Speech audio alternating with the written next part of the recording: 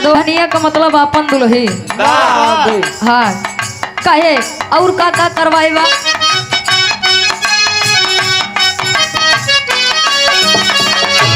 नाक में नथिया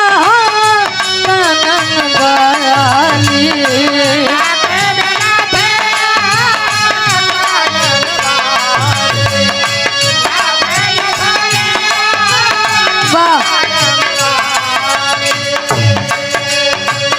पाव पयलिया बिंदिया लागी,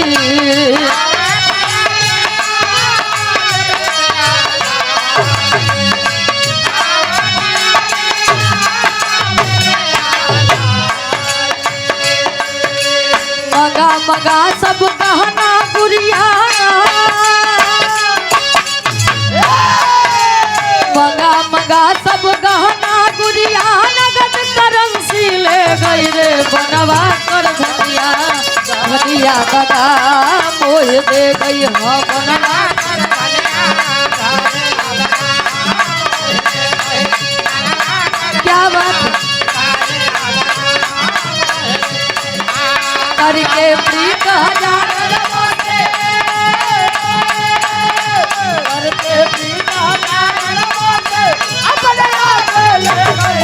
जियो दुनिया जगा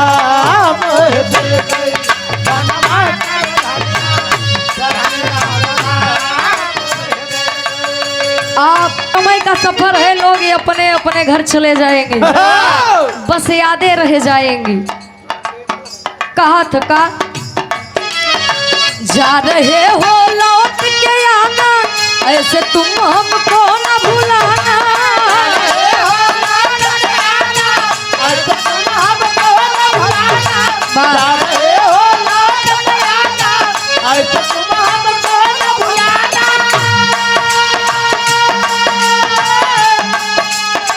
जा रहे हो लौट के आना,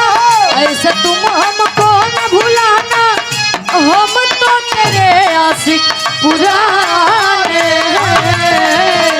हम दीवाने हम दीवाने हम दीवाने हैं तेरे, हम दीवाने हम दीवाने हम दीवाने